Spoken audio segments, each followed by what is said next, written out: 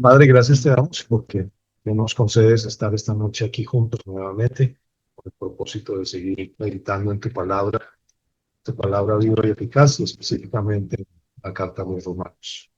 Rogamos que nos guíes, que esta noche, por medio de este estudio, esta clase, podamos ser edificados, podamos conocer un poco más lo que la palabra nos dice, que podamos estar atentos y crecer, ser enseñados, y que esto nos pueda ser de mucha utilidad en el crecimiento personal, en el conocimiento acerca de quién eres tú, tu evangelio. Ese evangelio pues presentado en esta carta de una manera tan profunda y tan amplia. Te rogamos que nos guíes, que nos permitas estar atentos y que en todo momento siempre pensemos en que estamos haciendo es para la gloria tuya. Sabemos que esto va a redundar en bendición espiritual para cada uno de nosotros y de nuestros familiares. Ayúdanos, guíanos y permítenos aprovechar bien el tiempo en esta noche. Para la gloria tuya, te lo rogamos en el nombre de tu Hijo, nuestro Señor Jesús. Amén. Bueno, mis hermanos, quisiera recordar que el propósito de este espacio, de este estudio que estamos teniendo, tiene el enfoque que sea una visión panorámica de la carta a los romanos. ¿Quiere decir eso? Que no vamos a hacer un estudio expositivo, sistemático, versículo a versículo, sino que nos vamos a concentrar en el macro de la carta, en el panorama general, en la estructura, en cómo está dividido, en cuáles son los temas y las divisiones naturales que tiene esta carta.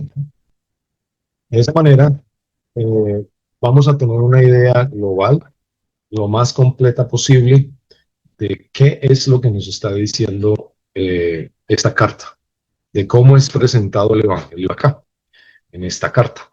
Entonces, por esa razón, no vamos a detenernos mucho en los versículos uno detrás del otro, sino que vamos a mirar algunos aspectos que son importantes y que aplican para que podamos entender en general en cada una de esas secciones qué es lo que eh, Dios nos quiere decir por medio del apóstol Pablo.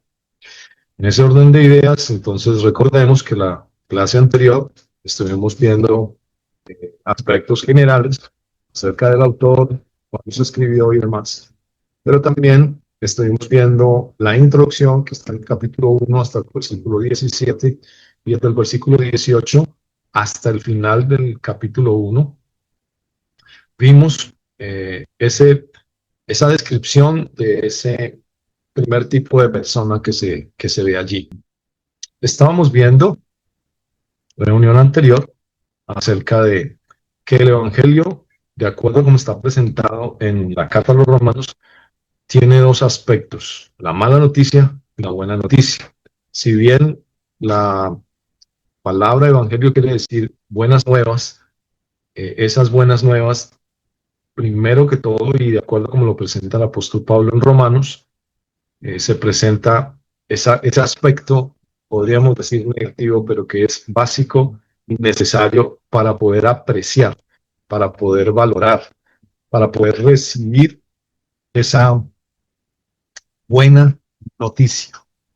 Um, y el apóstol Pablo describe entre el versículo 1, perdón, capítulo 1, versículo 18, hasta el capítulo 3, 17, 18, tres tipos de personas. En el capítulo 1 se concentra en aquel que se puede decir que es como ese aspecto del hombre que es inmoral, que se va detrás de la idolatría, se va neciamente en función de sí mismo, se llena de razonamientos propios, y eso es lo que eh, se describe en el capítulo 1, el hombre idólatra. Y a la idolatría está asociada la inmoralidad sexual, que es lo que describe el capítulo 1, y lo terrible que es como termina el capítulo 1. También el capítulo 2, que es donde vamos a ver hoy, y vamos a ver si alcanzamos a terminar con el capítulo 3, esos otros dos tipos de personas que se describen allí: lo que es moralista, uno que se cree muy justo y otro que es el judío. Eh, Aquí vamos, estoy pasando la diapositiva anterior donde estuvimos hablando desde el versículo 18 al 32 del capítulo 1, cómo cambiaron la verdad de Dios por la mentira, cómo voluntariamente desafiaron la autoridad de Dios, y hay una descripción de qué fue lo que pasó con el hombre. No reconoció a Dios, se alimentó de sus propios pensamientos, se hicieron a sí mismos más sabios que Dios, se rebelaron conscientemente contra Dios, cambiaron la gloria y la verdad de Dios por la del hombre, y al final Pablo dice, no tienen excusa. Al final del capítulo se ve que ellos terminan llenos de injusticia, perversidad y maldad, y por esa razón son dignos de muerte, porque no solamente se eh, cometen pecado, sino que se complacen en los que cometen pecado. Eso es lo que está diciendo el versículo 32 del capítulo 1. Abro un paréntesis. La vez anterior dijimos que es importante que tengamos la Biblia a la mano. También otra recomendación. En este tipo de ejercicios virtuales es muy fácil que nos distraigamos, pero si nosotros queremos aprovechar bien este espacio y crecer, vale la pena insistir en que pues prestemos toda la atención del caso. Tratemos de estar lo más concentrados posibles estos pocos minutos que se van demasiado rápidos. Y que tengamos la Biblia para que vamos corroborando lo que vamos diciendo con los versículos que vamos a ir enfatizando. Y estaba diciendo, cierro el paréntesis, decía que el versículo 32 cierra de una manera fuerte, diciendo el apóstol Pablo, hablando de esas personas, ese tipo de personas idólatras que se rebelaron voluntariamente contra Dios, dice, habiendo entendido el juicio de Dios, que los que practican tales cosas son dignos de muerte, no solo las hacen, sino que también se complacen con los que las practican. Es terrible la condición del hombre. Y hablábamos al final del estudio anterior que es como que el apóstol Pablo, después que habla en el capítulo 1:16, no me avergüenzo del Evangelio porque es poder de Dios, y habla de la justicia de Dios en el 17, tira como un telón negro, una sombra muy oscura, reflejando o explicando o mostrando la condición del hombre delante de Dios. Y empieza por este tipo de persona que está ahí en el capítulo 1. Ahora vamos a avanzar y vamos a ir al capítulo 2. Vimos el primero que era idólatra. Ahora vamos a ver aquel que se describe como moralista. Y ya vamos a ver qué quiere decir o cómo se ve o cómo ve Dios al moralista. Abro otro paréntesis chiquitico. Si alguien en algún punto tiene alguna pregunta, entonces la puede plantear. Si la es de resolverla inmediatamente, la resolvemos, y si no, al final vamos a abrir un espacio para que de pronto hagamos un aporte o eh, presentemos alguna inquietud que nos haya quedado de lo que vayamos avanzando. Entonces, cierro el paréntesis nuevamente y vamos entonces a empezar el capítulo 2. Vemos cómo este hombre moralista, versículo 4, dice, menosprecias las riquezas de su benignidad, paciencia y longanimidad, ignorando que su benignidad te guía al arrepentimiento. Una característica de este hombre es que menosprecia la bondad de Dios. Eso tiene que ver con esto que estamos viendo aquí en esta diapositiva. Tiene un alto concepto de sí mismo, manifiesta insensibilidad, dureza, un amor propio demasiado grande, y eso lo lleva a tener una ceguera que le impide ver su verdadera condición. Esto es lo que vemos, por ejemplo, en los versículos 1, cómo se describe que él Es alguien que juzga a los demás. Notemos el versículo 1. Dice, por lo cual eres inexcusable, oh hombre, quien quiera que seas tú que juzgas, pues en lo que juzgas a otro, te condenas a ti mismo, porque tú que juzgas, haces lo mismo. Si nota, se repite 3 veces, tú que juzgas.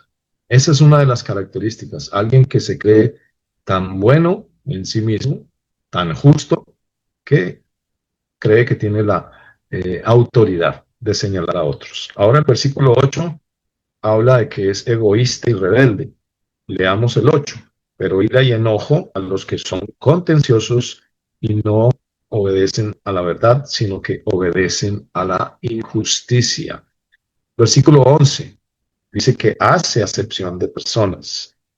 El versículo 13 tiene una apariencia de rectitud. Mire como el apóstol Pablo le dice, porque no son los oidores de la ley los justos ante Dios, sino los hacedores de la ley. Este hombre cree que es muy obediente, que es muy recto, que no tiene nada malo en sí mismo, que los demás tienen el problema, él no. Y en el versículo 16 hay esta expresión. Dice que en el día, hablando del día de juicio, que Dios juzgará por Jesucristo los secretos de los hombres conforme a mi evangelio. Esto es una característica de aquel que se presenta como muy justo delante de los demás. Tiene cosas ocultas que no deja ver, pero que en su momento Dios los juzgará. Hay una maldad secreta. Y por eso es que el versículo 1 y el versículo 4 habla específicamente. Versículo 1 empieza diciendo, capítulo 2, versículo 1, por lo cual eres inexcusable. Y el versículo 4 dice, menosprecias. Es algo voluntario. Y a la mitad del versículo dice, ignorando. No tiene excusa. Escucha, oye, conoce qué es lo malo, sabe qué es lo malo, sabe que en sí mismo eh, eh, él tiene maldad, pero no lo reconoce. Hay un concepto de sí mismo demasiado alto. En el versículo 3, el apóstol Pablo le hace ver algo que es, eh, eh, normalmente este tipo de persona no cree que lo necesita o no cree que va a llegar allá. Versículo 3 dice, y piensas esto, oh hombre, tú que juzgas a los que tal hacen y haces lo mismo, que tú escaparás del juicio de Dios. Ese hombre no va a escapar. Hay hombres que externamente son muy rectos, pero en sí tienen mucha maldad, la misma maldad que aquellos de los cuales sus pecados son demasiado evidentes. Versículo 4 y 5, note lo que dice. Menosprecias las riquezas de su benignidad, paciencia, longanimidad, ignorando que su benignidad te guía al arrepentimiento. 5 especialmente dice, pero tú, perdón, por tu dureza y por tu corazón no arrepentido, atesoras para ti mismo ira para el día de la ira y de la revelación, justo juicio de Dios. Ese castigo, entre más se resista, es algo que va a ir como sumando y ese castigo va a ser intolerable al final, por su dureza, por su corazón no arrepentido, por resistirse, por no arrepentirse. El no arrepentirse y el resistir la gracia de Dios, creyendo que es muy justo en sí mismo, lo único que hace es aumentar el nivel de castigo, el dolor, la angustia al final.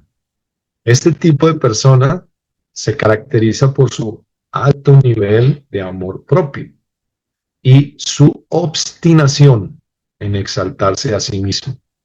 A simple vista, esto no parece tan grave, no obstante, es igualmente aborrecible a los ojos de Dios y recibirá el justo castigo de su parte. Recordemos el versículo 16. Hay un día en el que Dios juzgará por Jesucristo los secretos de los hombres conforme al Evangelio que Pablo llama mi evangelio, el evangelio del cual él no se avergüenza, eh, porque es poder de Dios para salvación a todo aquel que cree.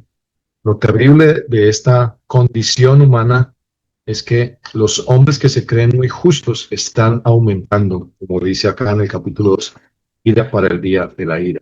Su orgullo es tan grande, su autoestima es tan alta, que lo único que hace es aumentar el tamaño del castigo. Pero tanto el hombre que describe en el capítulo 1 como el hombre que está describiendo aquí en el capítulo 2 hasta el versículo 16 tienen la misma consecuencia si no se arrepienten.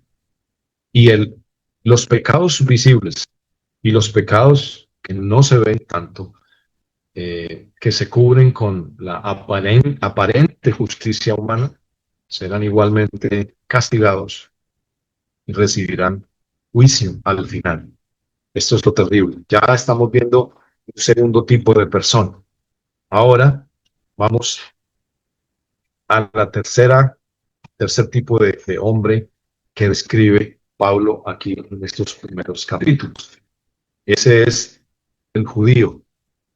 Esta descripción va desde el versículo 17 del capítulo 2 hasta el 3:8. 3:8, los primeros 8 versículos del capítulo 3. Aquí, en esta sección, se describe al judío como alguien que se cree inmensamente superior a los gentiles. Eso es algo que pasa con estos hombres, los judíos, los israelitas. Ellos se glorían en que Dios se manifestó a través de Israel. Note el versículo 17 como Pablo se dirige a ellos. Tú tienes el sobrenombre de judío, te apoyas en la ley y te glorías en Dios. Dios se manifestó a Israel. Dios escogió la nación de Israel. Y eso los ha llenado de orgullo, de soberbia. Los hace sentirse mejores que el resto de la humanidad. En el versículo 18 y el 3:2, el 18 dice, conoces su voluntad, instruido por la ley, apruebas lo mejor. Y el 3:2 dice, eh, después que hace la pregunta en el 1, ¿qué ventaja tiene pues el judío? El 2 dice, mucho. Primero, ciertamente, les ha sido confiada la palabra de Dios. Y eso es un motivo de orgullo para los judíos. A ellos les fue dada la ley, a ellos les fue revelada la voluntad de Dios. Pero eso, en lugar de serlos más humildes delante de Dios, los llenó de jactancia. Y en el versículo 19 y el 23 se ve que ese conocimiento teórico de la ley lo usa para hacerse a sí mismo maestro, guía de otros, sin cumplir lo que ellos mismos enseñan. Es exactamente la acusación que el Señor hace a los fariseos cuando les dice, escribas, fariseos, hipócritas, porque dicen y no hacen. Y aquí el apóstol Pablo está diciéndoles, por ejemplo, en el 19, confías en que eres guía de los ciegos, luz de los que están en tinieblas. Eso es algo muy parecido a el hombre que acabamos de ver que se describe como moralista, alguien que se cree muy justo, pero en el caso de los judíos es en un nivel mucho más alto. Es una ceguera mucho más marcada, es un orgullo mucho mayor. Versículo 21, por eso el apóstol Pablo le dice, tú pues que enseñas a otro, te enseñas a ti mismo. ¿Tú qué predicas que no sea de hurtar? ¿Hurtas? ¿Tú qué dices que no se ha de adulterar? ¿Adulteras? ¿Tú que abominas de los ídolos cometes sacrilegio? Terrible.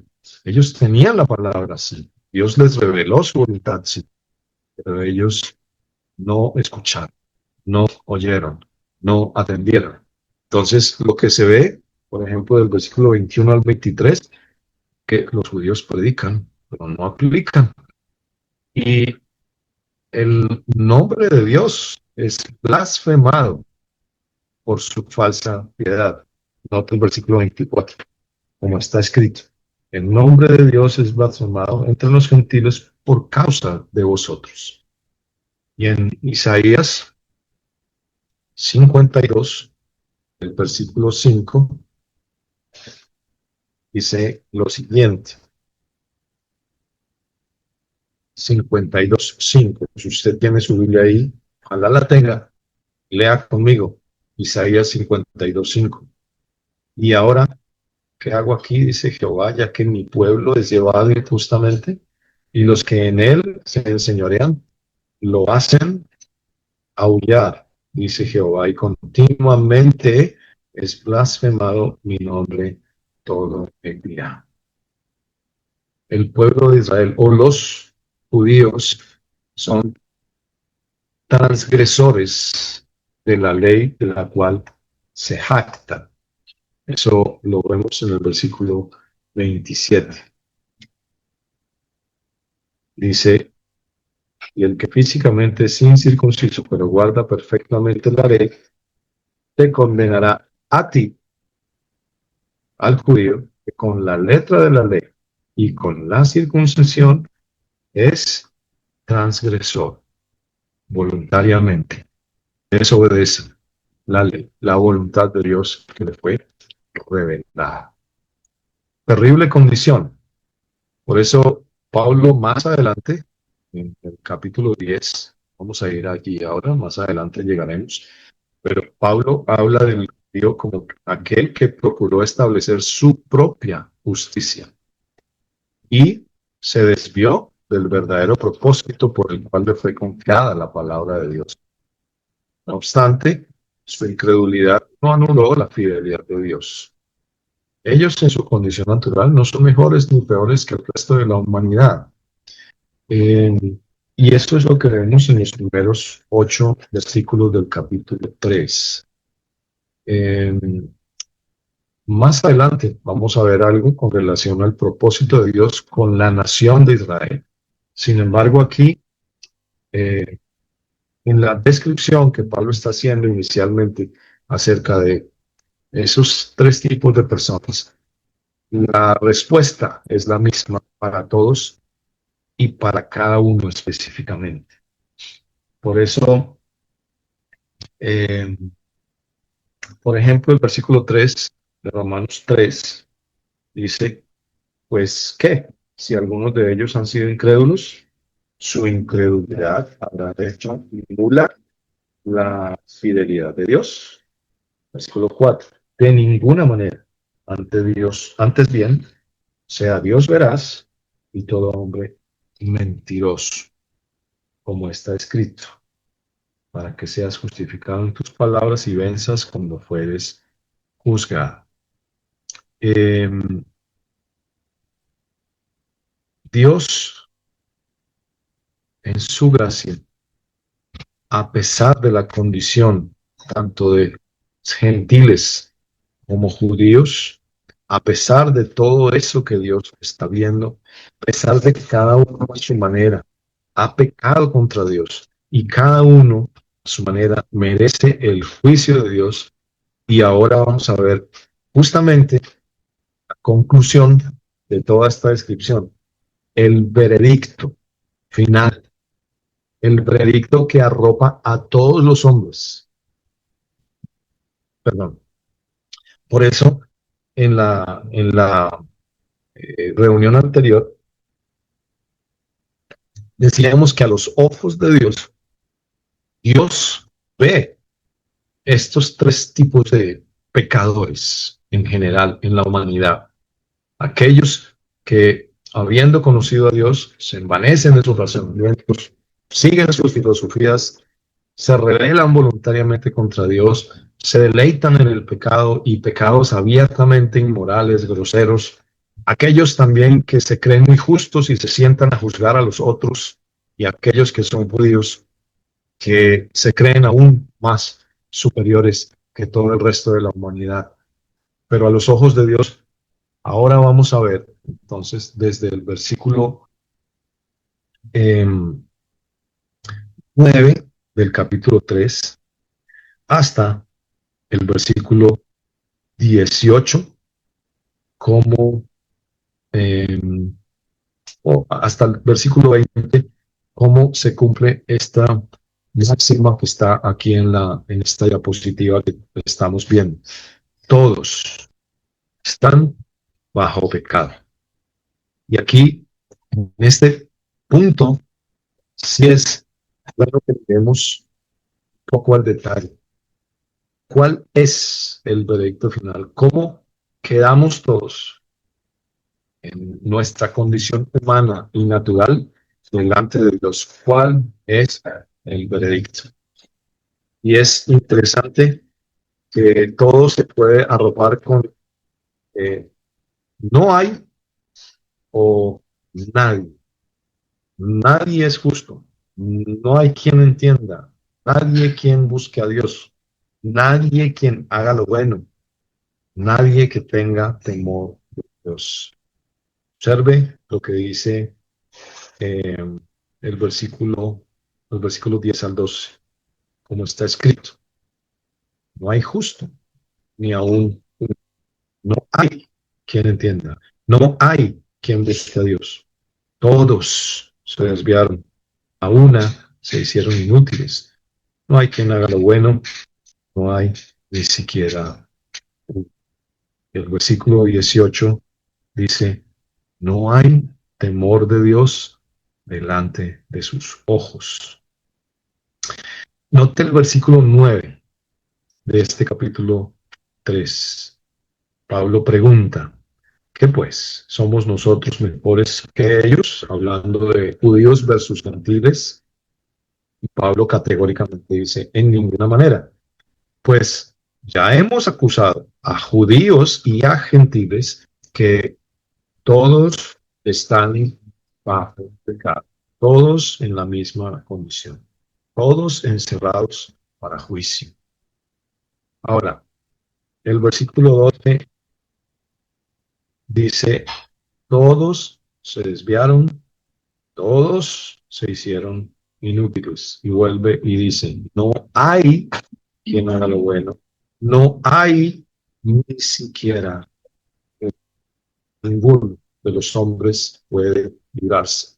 Entonces, observe cómo se ve que no hay nadie, que todos desviados e inútiles, y todo en el hombre está contaminado por el pecado. Observe lo que dice eh, versículos 13 al 17. En el 10 dice, no hay justo ni aun uno. Y el 13, observe, sepulcro abierto es su garganta, con su lengua engaña, veneno de áspides hay debajo de sus labios. Su boca está llena de maldición y de amargura. Sus pies se apresuran para derramar sangre. Quebranto y desventura hay en sus caminos, y no conocieron camino de paz. Entonces, observe cómo se describe de una manera terriblemente eh, triste la condición de todos, tanto judíos como gentiles. Todos, o perdón, nadie justo, nadie que entienda, nadie que busque a Dios, nadie que haga lo bueno, nadie que tenga temor de Dios. Todos desviados e inútiles. Y todo en el hombre, su garganta, su lengua, sus labios, su boca, sus pies, sus caminos, su entendimiento, su corazón, su ser, porque todo lo que sale por la boca, todas las decisiones, los propósitos, toda su inteligencia, sus capacidades están influenciadas y contaminadas por el pecado.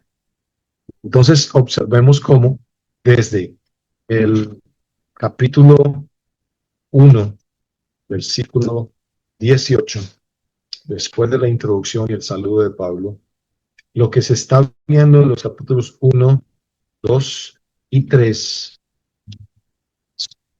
hasta el versículo 18, donde hemos llegado, es la condición de los hombres y cómo ninguno,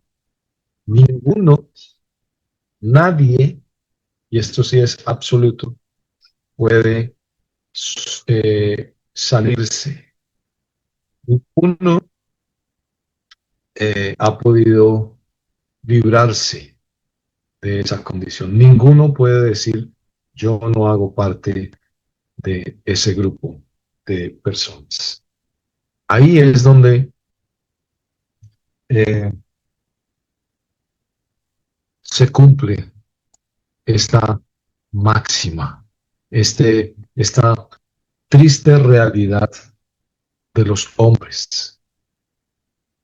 Todos bajo pecado, todos los hombres están obligados a someterse a la ley de Dios.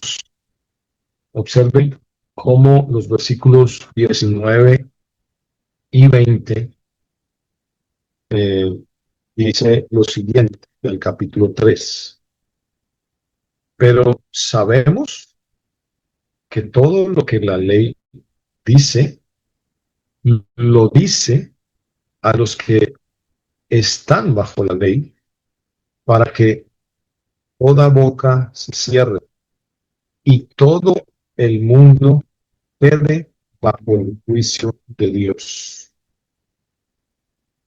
Ya que por las obras de la ley, ningún ser humano será justificado delante de él, porque por medio de la ley es el conocimiento del pecado. Entonces, observemos cómo la conclusión, la gran conclusión, es que todos los hombres quedamos bajo el peso de la ley en nuestra condición natural. Todo lo que la ley dice, todo lo que Dios expresó en la ley, es para cumplirse, es para que es Dios manifestando su voluntad, es Dios manifestando lo que Él exige. Sin embargo, hay algo interesante y es que el versículo 19 está diciendo que la ley produce que toda boca se cierre y todo el mundo quede bajo el juicio de Dios. Todos quedamos sin excusa delante de Dios, porque ninguno de nosotros puede salir limpio. Cuando somos confrontados con la ley, ninguno de nosotros puede decir, yo he cumplido, yo he obedecido, por lo que dice el versículo 20. Ya que por las obras de la ley, ningún ser humano será justificado delante de él, porque la ley tiene un propósito. Por medio de la ley es el conocimiento del pecado. Todos los hombres quedamos sometidos bajo la ley, y la ley nos muestra, nos demuestra, nos permite saber lo que es pecado, la condición que realmente tenemos delante de Dios. Todos los hombres obligados a someterse a la ley de Dios. La ley fue dada para que el hombre sepa que está completamente echado a perder. Permítanme un segundo, que por aquí me están escribiendo.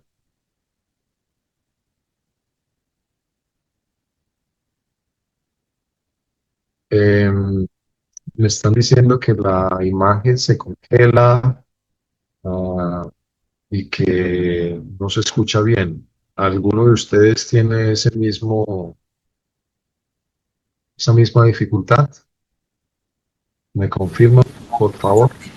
Pues, hermanos, de pronto, en mi caso particular, no se está dando. Puede ser de pronto el internet de la persona o el hermano, ¿no? Más bien será. Sí, puede ser. Dame un segundo.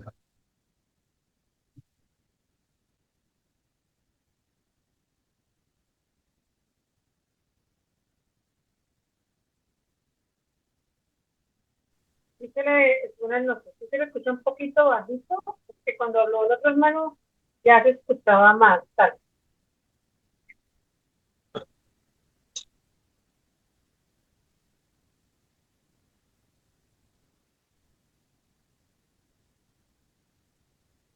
Ahí cómo me escuchan un poco mejor. Sí. Ahí, bueno, mi hermano, sí, está bien. Acá escucha bien. Gracias. Entonces, vamos a continuar. Estamos diciendo entonces que todos los hombres están obligados a someterse bajo la ley. También que la ley fue dada para que el hombre sepa, y esto es algo que eh, está, que es el propósito, el propósito de la ley, que todos los hombres nos demos cuenta, estamos completamente echados a perder, que no tenemos posibilidad de salvarnos a nosotros mismos, que somos completamente injustos delante de Dios, que merecemos el castigo por nuestra propia maldad. Ese es, esa es la gran eh, conclusión a la que debería llegar todo ser humano antes de escuchar la buena noticia. Este eh, propósito debe estar muy claro y aquí quiero como enfatizar en esto. No es casualidad lo que estamos viendo en estos primeros 3 capítulos de Romanos. La forma en que Pablo habla del Evangelio, que el Evangelio es poder de Dios, capítulo 1:16, para salvación. Y ese poder de Dios es un poder sobrenatural porque Él es el único que puede librar al hombre de su condición. El hombre por sí mismo no puede librarse, no puede escapar del juicio de Dios. Por eso Pablo le decía en el capítulo 2, eh, versículo 3, ¿piensas esto o tú que juzgas a los que tal hacen y haces lo mismo que tú, escaparás del juicio de Dios? El juicio de Dios se menciona varias veces en estos primeros capítulos, porque es algo que los hombres deben tener claro, deben saber muy claramente antes de escuchar la buena noticia. La forma en que Pablo presenta aquí, el orden en que Pablo empieza, no es casualidad. Ese debería ser el orden que nosotros usemos para evangelizar a alguien. Hacerle muy consciente de su condición, de su estado de perdición. Debe quedar muy claro para alguien que está completamente perdido y que no tiene nada que hacer frente a la justicia de Dios. Por eso es que Pablo en el versículo 17 habla de, porque en el Evangelio la justicia de Dios se revela por fe y para fe. Es la fe, es la confianza en alguien más, es el descanso en otro, lo que hace que alguien pueda llegar a obtener justicia delante de Dios. Pero eso no es posible, eso no se va a apreciar y eso no se va a valorar como debe ser hasta que alguien no se dé cuenta que él por sí mismo no puede darse de esa condenación. Nada de lo que el hombre haga, absolutamente nada, ningún pensamiento es que yo no fui tan malo, es que yo no cometo tantos pecados, o es que yo soy demasiado malo para no ser perdonado. Ninguno de esas posiciones y pensamientos le va a llevar a librarse del juicio. O es que no, es que yo sé que Dios es bueno, yo no he hecho tantas cosas malas. No, absolutamente no. No hay nada que el hombre piense o haga que le permita librarse del juicio o de la condenación final. Por eso, todos los hombres están condenados sin posibilidad de absolución. Por sí mismos no tienen escapatoria. En sí mismos no hay ningún mérito. Todos los hombres, todos, cualquier clase de persona, los capítulos 1 al 3 de Romanos encierra a toda la humanidad. Así que eso debe quedar muy claro para nosotros y por eso es tan importante que entendamos esto antes de entrar en el desarrollo del Evangelio, como Pablo lo sigue presentando a partir del capítulo 3, versículo 21 en adelante. Porque ahí es donde la luz de Dios, la gracia de Dios, brilla, se manifiesta con mayor fuerza. Ahí es donde al presentarle a alguien el Evangelio, ese alguien se va a aferrar a él. La única manera que alguien pueda correr, pueda entender que tiene que vivir los pies de Cristo, es darse cuenta de su condición. Y por esa razón, el hombre tiene que entender que está en una condición desesperada, que no es cualquier cosa el hecho de que esté bajo el pecado y que esté listo para recibir la ira de Dios sobre sí mismo. Esto es fundamental, esto es indispensable. Esto de la mala noticia debe ser parte de la predicación del Evangelio. Esto debe ser algo que ponga como el piso sobre el cual nosotros podamos presentar la buena noticia, la buena nueva.